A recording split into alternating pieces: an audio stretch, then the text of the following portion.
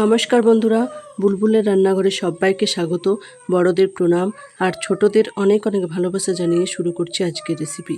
আপনারা সবাই কেমন আছেন? আশা করি সবাই ভালো আছেন আর আমিও খুব ভালো আছি।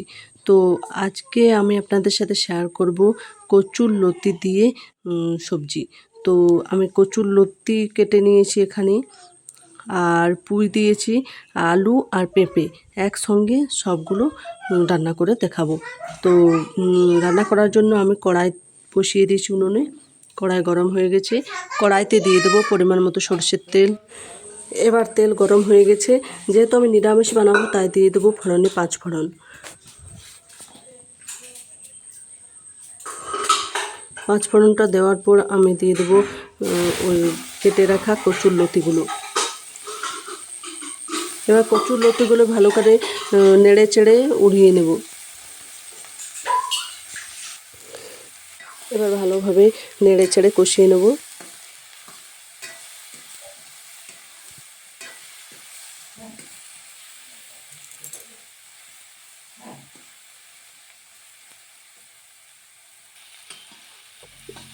একটু ভাজা ভাজা এটা হয়ে গেছে, এবার দিয়ে দেবো আমি কেটে রাখা আলুগুলো।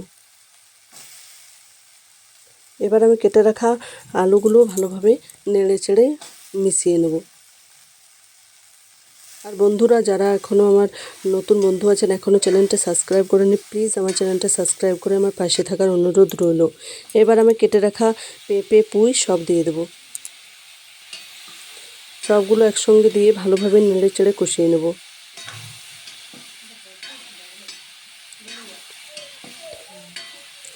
নেড়ে চেড়ে কষিয়ে নেওয়ার পর আমি দিয়ে দেবো পরিমাণ মতো লবণ। এবার পরিমাণ মতো লবণ দেওয়ার পরেও আমি একটু ভালোভাবে নেড়ে চেড়ে নেব। তারপর দিয়ে দেবো হলুদ গুঁড়ো। এবার সবগুলো একসঙ্গে ভালোভাবে নেড়ে চেড়ে মিশিয়ে নেব।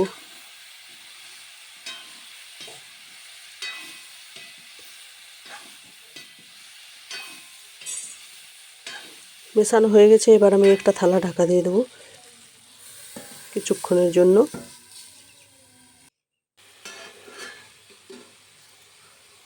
তারপর থালাটা খুলে আমি দেখি কেমন হয়েছে। এবার আবার আরেকটু নেড়ে চেড়ে ভালোভাবে নেব। তারপর আরও থালাটা আরেকবার ঢাকা দিয়ে দেবো।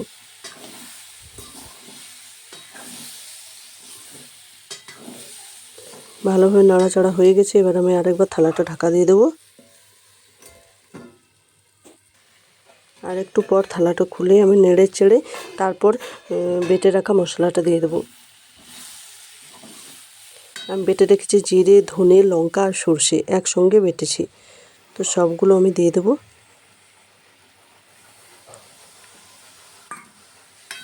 তারপর একটু জল দিয়ে ভালোভাবে নেড়ে চেড়ে কষিয়ে নেব আরও। এবার আমি জল দিয়ে দেবো, তারপর ঢাকা দিয়ে দেবো। এই দেখুন বন্ধুরা, আমার কিন্তু সবজিটা রেডি। এবার আমি নামিয়ে নেব। দেখতে যেমন হয়েছে, কালারটা মানে যেমন এসেছে, খেতেও কিন্তু দুর্দান্ত। তো বন্ধুরা দেখুন আমার এই রেসিপিটা আপনাদের কেমন লেগেছে অবশ্যই কমেন্টে জানাবেন। আর একবার ট্রাই করে দেখবেন, আশা করছি ভালো লাগবে। আর যদি ভালো লাগে তাহলে লাইক শেয়ার অবশ্যই করবেন আর কমেন্টে জানাবেন। আর সবাই ভালো থাকবেন, সুস্থ থাকবেন। ধন্যবাদ।